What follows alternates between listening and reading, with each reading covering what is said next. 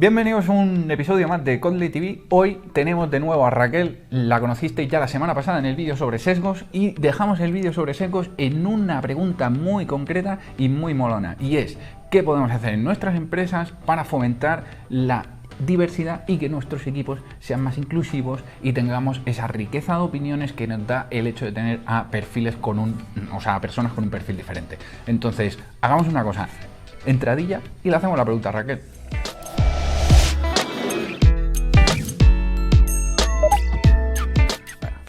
Raquel, ¿qué tal? ¿Cómo estamos? Estupendamente. Vale, la pregunta es muy clara, es muy directa. Yo, imaginemos, tengo una empresa, tengo un equipo de 10 personitas, 20 personitas y estoy fichando a gente, necesito fomentar la diversidad porque ya hemos pasado la etapa esa en la que, he abierto los ojos y iba a decir, pero suena como muy revelador, pero sí que soy mínimamente consciente, vamos a decir, de que es necesaria la diversidad en mi equipo porque me aporta una serie de beneficios, no por solidaridad con el mundo, sino porque es algo vital y necesario para mi empresa. Entonces, ¿cómo lo hago? ¿Qué cosas tengo que tener en cuenta? ¿Qué me puedes decir? Vale, la primera parte es que el 90% de las veces que me hacen esta pregunta me están buscando fórmulas, ¿vale? Sobre todo en el entorno techi, ¿vale? Vale. O sea, y no existe, no existen recetas. Y si alguna vez te venden recetas, es mentira, desconfía, ¿vale? No existe eso, ¿vale? Vale. No hay café para todos. Vale. ¿Vale? Aquí no. Entonces, perfecto, no hay recetas mágicas, no hay No. fórmulas exactas de si tienes tantas personas tienes que tener, no. Vale. Hay buenas prácticas, Pero ¿vale? Las buenas prácticas existen, pero el error cuando es en un planteamiento como el que tú me haces, ¿vale? Que es habitual, ¿vale? El error es pensar que yo puedo implementar una serie de procesos, que alguien me diga qué es lo que puedo hacer, ¿vale? Y entonces ya mi empresa va a ser inclusiva, ¿vale? Y eso no es cierto. O sea, sí hay buenas prácticas que a la larga yo aconsejaría hacer, pero de entrada, si me pides una receta, te diría que no, que mejor... Manzanas traigo. Claro que no. Vale, perfecto. Entonces, habiendo aclarado esto, entonces la pregunta que me viene a la cabeza es, perfecto, no hay recetas mágicas, no vamos a cambiar de la noche a la mañana la cultura de equipo, Eso. perfecto, pero entonces necesito empezar por algún punto. Entonces, te hago la pregunta de otra forma, si quieres. ¿Cómo empezaríamos a trabajar si yo te contrato y vienes a mi empresa para ayudarme en esto, en un proceso entendido como que no es algo de vamos a elaborar recetas y las ponemos todas en práctica mañana, sino ese proceso, cómo funciona y qué tipo de cosas se hacen? Vale, mi proceso personal funciona en 3 pasos y tiene que ver con la formación, no es coaching, pero con la identificación, con el trabajo de identificación de sesgos y con la co-construcción de soluciones, que no son soluciones, que es una vez que ya identificamos cuál es la cultura, cómo queremos que sea la cultura y cuáles son en realidad los problemas que tenemos, entonces el equipo mismo o las personas de la organización misma son quienes deciden qué es lo que quieren medir, qué es lo que quieren mejorar y cómo van a introducir modificaciones en sus procesos para que esos resultados se den y luego se va midiendo, ¿vale? O sea, es un cambio cultural. Sí que es verdad que no siempre hay consultores a los que se pueda, o sea, hay buenas prácticas que sí se pueden poner en marcha, o sea, intentar revisar las ofertas de trabajo para que sean más inclusivas, ¿no? Tener en cuenta cuáles son los sesgos, es decir, las mujeres, por ejemplo, si hablamos de diversidad de género, ¿vale? Las mujeres no aplicamos, ¿no?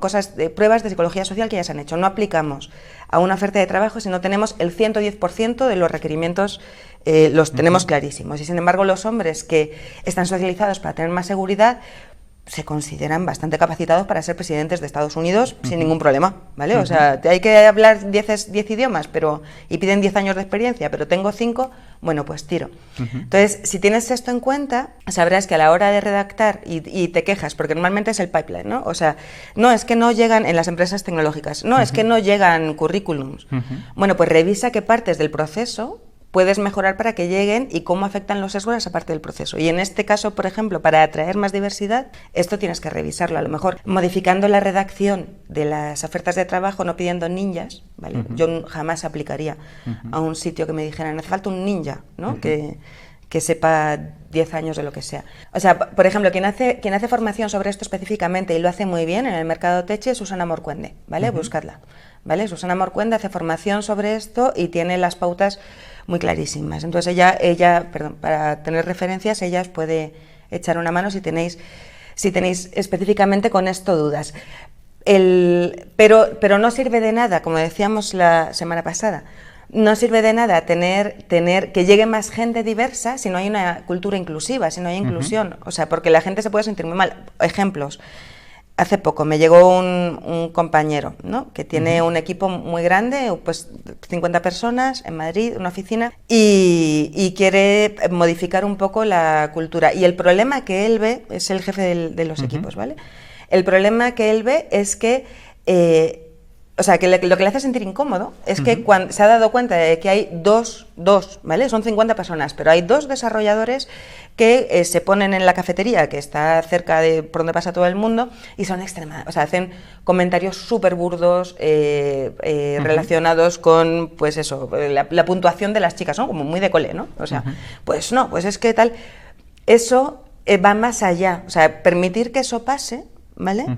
Va más allá de que haya más chicas que entren a formar parte del equipo, porque la chica que va a entrar a formar parte del equipo, o la persona homosexual, o el hombre que es más tímido, ¿vale? O sea, que se va a sentir muy mal. Entonces, cuando te sientes mal y no te sientes en un espacio seguro, no das lo mejor de ti, da lo mismo. O sea, puede generar, la diversidad sin un trabajo de inclusión puede generar más conflicto, ¿vale?, que no tenerla. Muy interesante esto que están diciendo, es decir, no generemos unas falsas expectativas antes de entrar a la empresa que luego por cultura no estamos cumpliendo y no estamos a la altura. Entonces, me parece súper interesante esta diferenciación de el pre-entrar a la empresa y el, digamos, ya dentro de la propia empresa. Pero hay un paso intermedio que hemos pasado de puntillas, que hemos hablado de la oferta de trabajo que se hace pública para, que respetamos este tipo de cosas, entendemos todo este tipo de cosas, y luego dentro de la empresa tener esa cultura, mínimamente hemos hablado por encima, pero hay un paso intermedio que es el proceso de selección. Entonces, es un proceso crítico que es donde podría pasar que muchos candidatos se cayeran por los sesgos de los entrevistadores o entrevistadoras. Claro, pero entonces, ahí puedes meter pautas, o sea, hacer entrevistas ciegas, por ejemplo, que no se note. En un proceso de selección, también psicología social, ¿vale? Demostrado, o sea, estamos hablando de evidencia científica. Con Techi siempre hay que hablar de evidencia científica. Estudios, ¿vale? Un hombre que se llame, a igual currículum, un hombre que se llame Mohamed y un hombre que se llama Javier, ¿vale? Hace falta 8 años más de experiencia en el currículum para que contraten a Mohamed y no a Javier, ¿vale? Entonces estamos hablando, por ejemplo, me llega la prueba al Departamento de Recursos Humanos y yo, para pasarla a evaluar esa prueba técnica, quitamos el nombre. En el nombre, el sexo, la edad, la dirección, los estudios. Perfecto. ¿Vale? Entonces esa prueba la pasaremos de forma anónima, pero llega un momento que si ese proceso avanza y fructifera en, pues esta prueba nos ha gustado, vamos a acabar concertando una cita con la persona que hay detrás de ese currículum en blanco. Entonces, y en ese caso siempre hay que tener muy clarísimos y muy especificados cuáles son los requisitos para el puesto, ¿vale? Especificados. No entra eliminar la parte de culture fit, ¿vale? O sea, eso es la peor trampa para la diversidad que existe, ¿vale? Porque siempre elegimos a personas que son similares a nosotros y que nos hacen sentir bien, ¿vale? Y hay lo que contrasta con nuestros sesgos que son normalizados, que son sociales y que no son evitables, nos hacen sentir incómodos. Y lo que es incómodo lo tendemos a evaluar peor. Entonces, que quede clarísimo cuáles son los requisitos para el puesto. Y se exige y se puntúa por cada uno de los requisitos, específicamente a cada uno de los entrevistados, y se le dice al entrevistado o a la entrevistada: oye, mira, te voy a evaluar por esto, por esto, por esto y por esto. Y lo que nos interesa es esto, esto, esto y esto. La transparencia es lo más adecuado. Y con respecto, hablábamos de los 8 años de Mohamed y los 0 años de Javi. También después hablar de retribución. Los 4.000 euros menos que cobra María anualmente que Javi. Mismo trabajo, mismo currículum, mismo todo, 4.000 euros menos. Entonces también hacer la retribución pública, ¿vale?, y estable, es definirla por puesto de trabajo, no por persona, y no es también algo que hay que hacer, pero claro, todo esto cuesta esfuerzo, o sea, no es intuitivo. ¿Te refieres, cuando dices de hacer la oferta económica pública, te refieres a en la oferta de empleo, no ya tanto dentro de la empresa? Esto lo entenderíamos como un paso adicional. Pero dentro de la empresa, si la oferta lo tiene ahí, dentro de la empresa los compañeros se van a enterar. El rango, exactamente. Claro. Vale, perfecto, continuamos.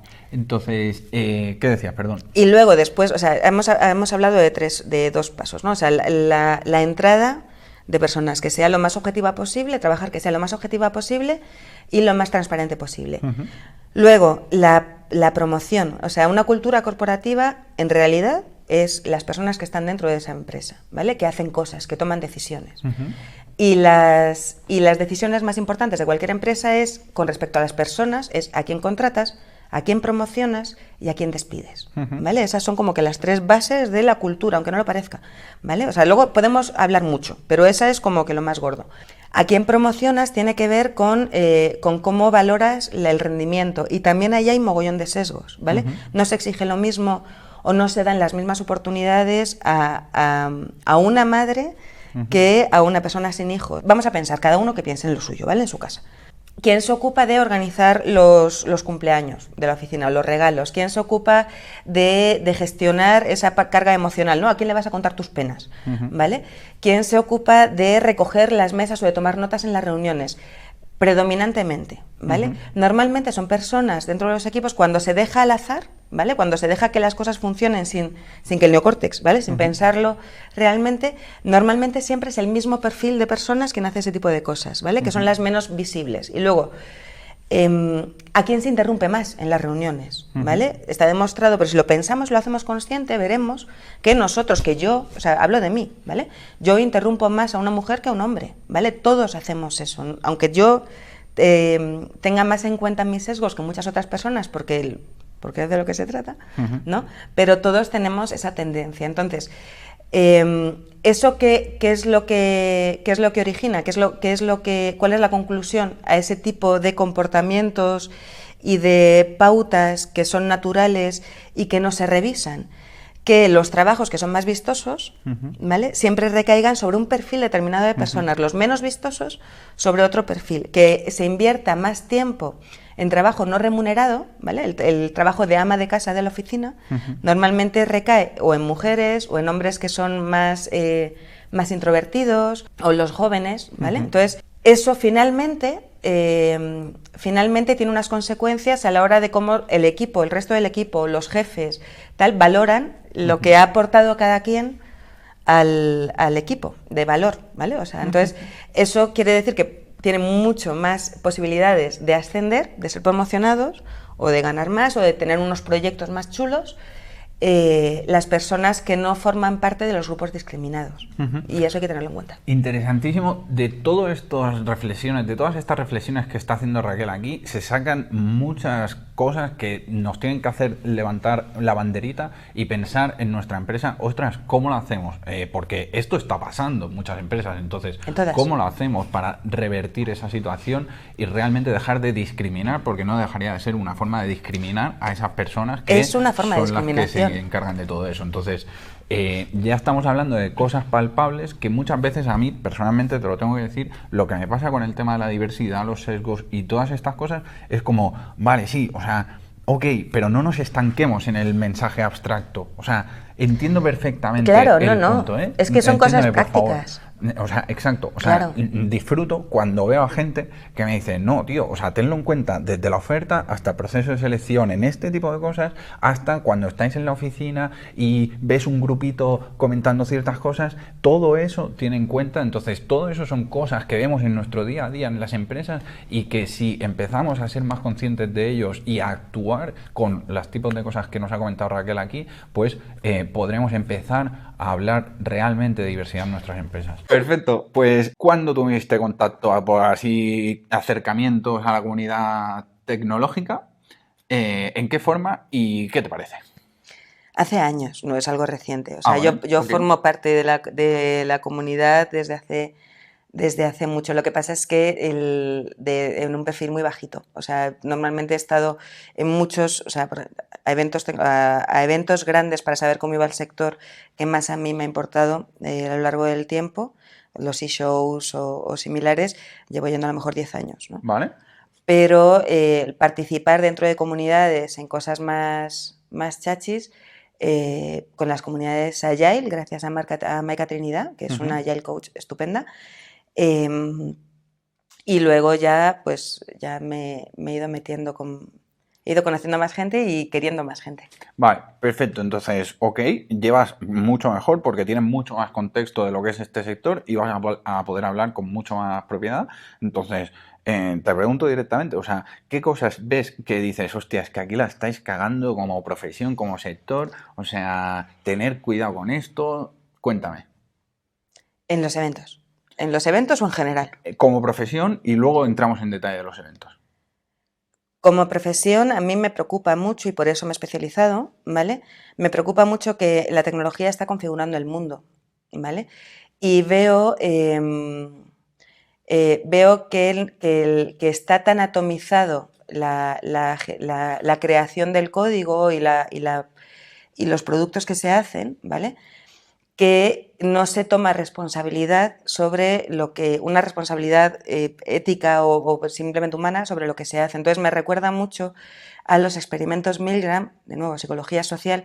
Cuéntanos un poco qué es esto, perdón que te interrumpa, pero lo desconozco. Claro, en la Segunda Guerra Mundial, ¿vale? Los nazis, ¿vale? Gente muy buena, gente normal, hizo verdaderas atrocidades, todos los alemanes, ¿vale? Participaron en verdaderas atrocidades. Y eso es algo muy loco y eso forma parte del ser humano, esa es nuestra historia y somos capaces de hacer eso. Eso se ha repetido a lo largo de la historia muchas veces. Después de la Guerra Mundial, en los años 50, 60, se hicieron muchos estudios de psicología social en distintas universidades para entender cuál es el mecanismo por el que el ser humano es capaz de hacer eso. Milgram fue uno de los grandes psicólogos que estudió este tema. Hizo un estudio que es muy importante buscarlo, el experimento Milgram, en el cual demostraba por qué las personas buenas, amas de casa, profesoras, señores que en cualquier momento no harían daño a una mosca, fueron capaces de participar activamente en la tortura y en el asesinato y en la masacre de todo un pueblo. No, de muchos pueblos, en realidad se habla de los judíos, pero ahí estaban los gitanos, ahí estaban los homosexuales, ahí estaban mucha gente a la que se masacró y se normalizó su masacre, ¿no? Y eso se está repitiendo ahora con la tecnología, o sea, se normaliza. Bueno, el experimento lo explico así como súper brevemente, que no hay mucho tiempo, pero el experimento era, a ver si lo voy a explicar bien rápido y que se entienda. Se llamaba a la gente, ¿vale?, para hacer un experimento, y ese experimento no se le decía sobre qué iba realmente, ¿vale? La temática era esta, entender por qué las personas buenas pueden participar en cosas atroces, ¿no? Pero lo que se le decía a las personas era que iban a participar en un experimento que iba a medir si el dolor influía en el aprendizaje o no, ¿vale? La capacidad de aprendizaje o no.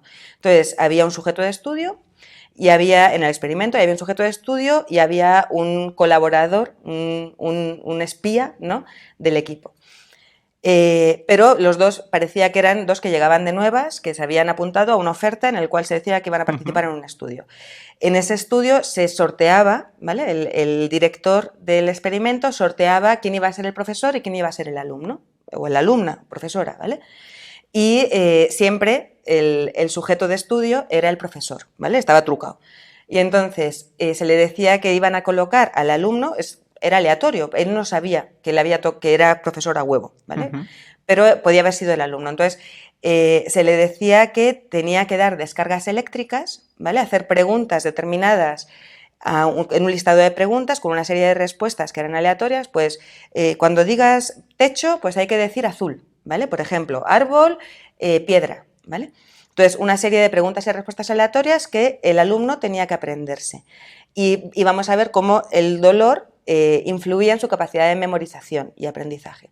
Entonces, se decía esa serie de listas, el alumno decía, vale, pues muy bien, se le conectaban unos electrodos y el profesor, según decía una de las preguntas, según la respuesta correcta o incorrecta que recibía, le daba una descarga eléctrica que iba subiendo de intensidad, ¿vale? Ujú.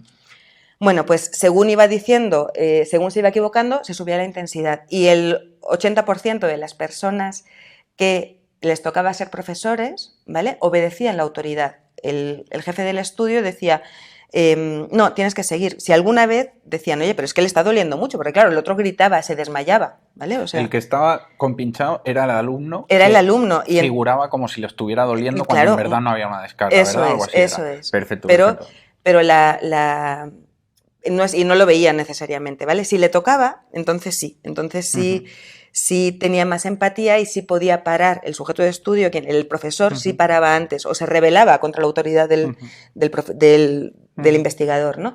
Pero la gente no se rebelaba. Gente muy normal no se rebelaba y infringía verdadero daño, muy gordo, sin plantearse, porque descargaba la responsabilidad en el investigador. Y eso es lo que pasa, eso es lo que hacemos, ¿no? Y en tecnología eso pasa. O sea, en tecnología estamos configurando el mundo, ¿vale?, a través de nuestro código, pero no nos hacemos responsables. O sea, ahora mismo, hoy, acaba de Erika Joy, que triunfa, seguidla en Twitter, ¿vale?, con C, ¿vale? Erika Joy es una desarrolladora buenísima de Patreon. Pondremos el enlace en la descripción. Vale, pues Erika Joy ha explicado que hay una startup que ha sido financiada, ¿vale?, por grandes capitales, que lo que está haciendo es lo que hacían los nazis, ¿vale? O sea, utilizar la inteligencia artificial, disque, ¿vale?, para el reconocimiento facial, ver quién es buena gente y mala gente, ¿vale? Estaban muy avanzados los nazis, para usar inteligencia No, artificial. lo medían. Perdona. Pero ahora sí, o sea... La he tenido que meter la coña. Perdón.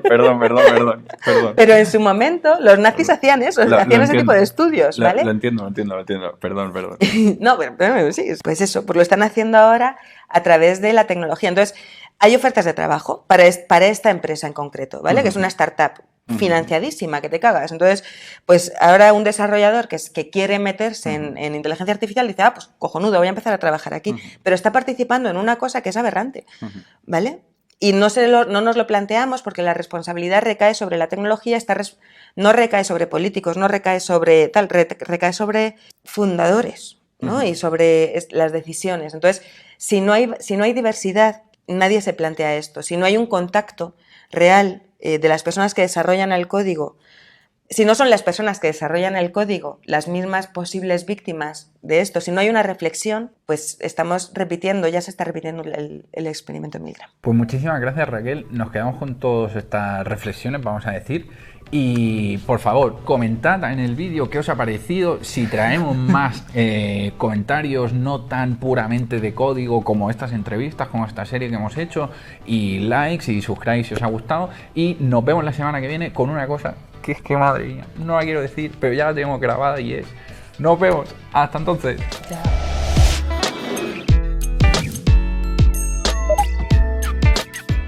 Suscríbete a Codely, suscríbete a Codely, suscríbete a Codely.